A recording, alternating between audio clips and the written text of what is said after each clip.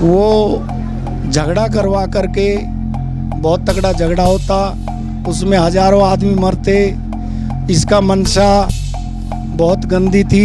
क्या षड्यंत्र था? क्योंकि कलश यात्रा तो हम लोगों ने भी देखा, इसमें ऐसा क्या षड्यंत्र, ऐसे क्या सबूत है आपके पास कि आपको पता चल गया कि नहीं इसमें मौतें हो सकती? इसने मुझे बोला मेरे पास आ जाओ, मेरे पैर पकड़ लो, अगर आप मेरे पैर पकड़ लोगे किसी के माध्यम से, इसने बोला, तो मैं आपका बिजली कनेक्शन तुरंत लगवा दूंगा, 1 मिनट में लगवा दूंगा। मैंने बोला मैं फौजी हूँ, मैं आपके पैर नहीं पकड़ूंगा, सिर नहीं झुकाऊंगा।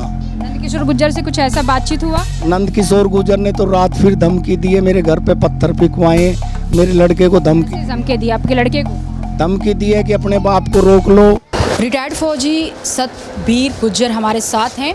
घटना बहुत ही विवादास्पद हो चुका है, मार्मिक भी हो चुका है। लगातार मुख्यमंत्री आवास पे जिस तरीके से जनता दरबार में तमाम प्रदेश के लोग जो पीड़ित हैं, दुखी हैं, अपनी परेशानियों को लेकर जाते हैं, शिकायतें दर्ज कराते हैं और संभवतः होता भी है कि उनका समस्या भी का समाधान भी होता है। लेकिन सतबीर गुर्जर का मामला कुछ अलग है, क्योंकि इनका मामला सीधे सरकार का जो प्रतिनिधित्व विधायक करते हैं उनके साथ आमना सामना हो चुका है।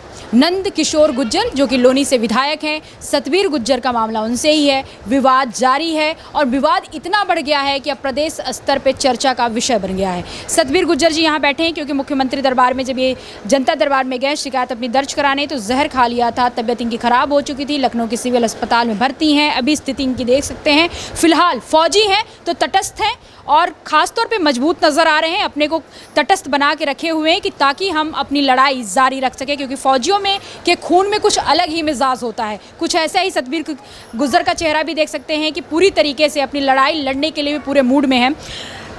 सर, ये जो मामला हुआ, पहले तो संवेदना तो है आपके साथ, लेकिन मामला क्या है? क्योंकि नंदकिशोर गुर्जर अपना पक्ष रख रहे हैं, आप अपना पक्ष रहे, असल मामला क्या है?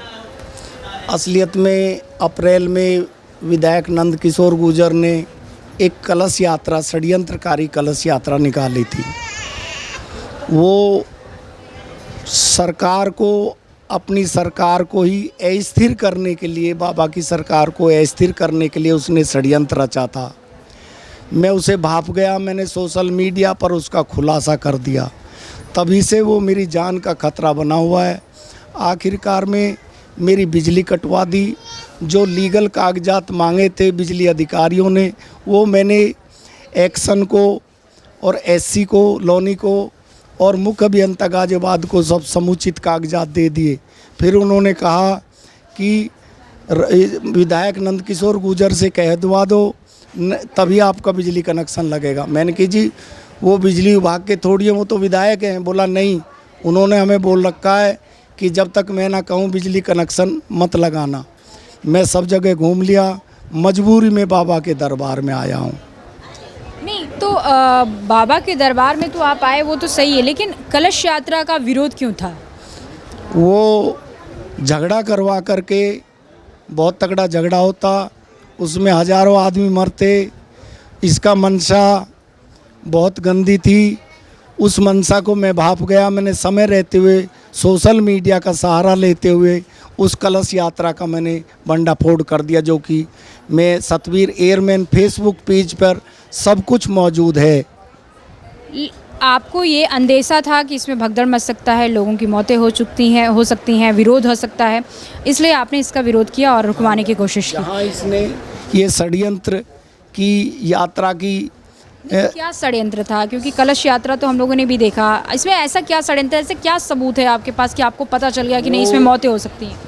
इसके कुछ भाजपा, इसमें इसके मुस्लिम भी वो हैं साथी जिनको दबा के रखता है, उनसे पत्थर फेंकवाता ये कलश यात्रा में, और फिर हिंदू मुस्लिम का वहाँ पर बहुत बड़ा विवाद खड़ा हो जाता।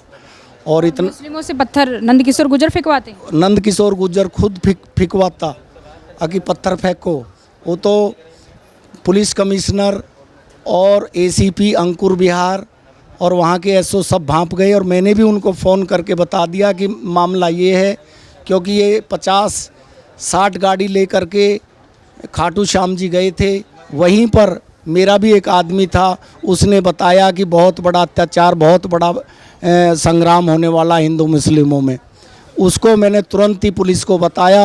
पुलिस एक्शन में आई और इस कलश यात्रा को रुकवा दिया, नहीं तो हजारों लाखों हिंदू मुस्लिम वहाँ पर मर जाते। उसका खामियाजा मुझे अब भुगतना पड़ रहा है। लाइट कनेक्शन का जो आपका विवाद है वो कलश यात्रा से ही जुड़ा है?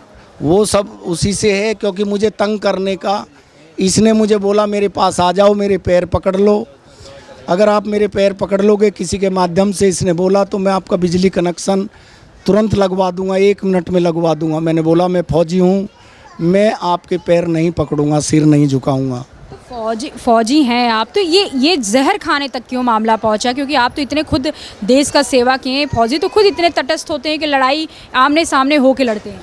कोई रास्ता नहीं बचाता। मैं ओपन गौशाला खोलता हूँ, पानी ना होने की वजह से, बिजली कनेक्शन की वजह से पानी नहीं मिल रहा था।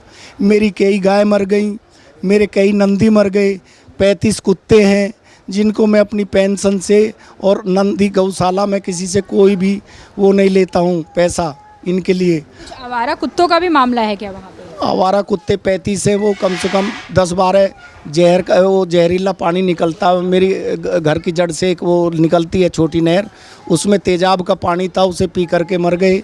मुझ पे वो सहन नहीं हुआ। मेरे छोटे छोटे पोते पोती हैं, 2 साल 4 साल 3 साल, वो बिना बिजली के 1 घंटा नहीं रह सकते।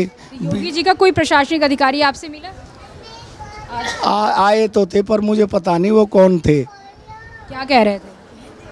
कुछ नहीं कहा उन्होंने, तो मुझसे कुछ नहीं बोले। कोई मैसेज, कोई संदेश, कोई? नहीं, मेरे पास कोई भाजपा से या सीएम आवास से कोई मैसेज नहीं आया मुझे न्याय के लिए अभी तक। भर्ती कौन कराए पुलिस ने? मुझे भर्ती सीएम हाउस के जो वहाँ पर पदाधिकारी थे और पुलिस ने मुझे यहाँ पर भर्ती करवाया। लाइट का मामला भी हल हुआ या नहीं हुआ? नहीं हुआ, अभी नहीं हुआ बिल्कुल भी। नंदकिशोर गुर्जर से कुछ ऐसा बातचीत हुआ? नंदकिशोर गुर्जर ने तो रात फिर धमकी दी है, मेरे घर पे पत्थर फेंकवाए, मेरे लड़के को धमकी दी। आपके लड़के को धमकी दी है कि अपने बाप को रोक लो और नहीं तो मैं पूरे परिवार का खात्मा कर दूंगा। मैंने एक पोस्ट के द्वारा सूचित किया है कि मेरे योगी जी को आगे मेरे परिवार को बचा लो, मैं मर जाऊं कोई बात नहीं, पर कम से कम मेरा परिवार बच जाए। योगी जी को तो आप पसंद करते हैं, आप भगवान मानते हैं? हाँ, मैं भगवान मानता हूँ, उन्हें भगवान मानता हूँ, पर पता नहीं क्यों नहीं सुन रहे, मेरी आवाज़ क्यों नहीं पहुँच रही वहाँ। भरोसा है कि आपका आवाज़ वो सुन लेंगे? हाँ, मुझे पूरा भरोसा है, वो तो भगवान है, भगवान तो सुनते हैं, देर सवेर सुनते ज़रूर हैं। मुझे पूरा भरोसा है कि भगवान मेरी सुनेगा।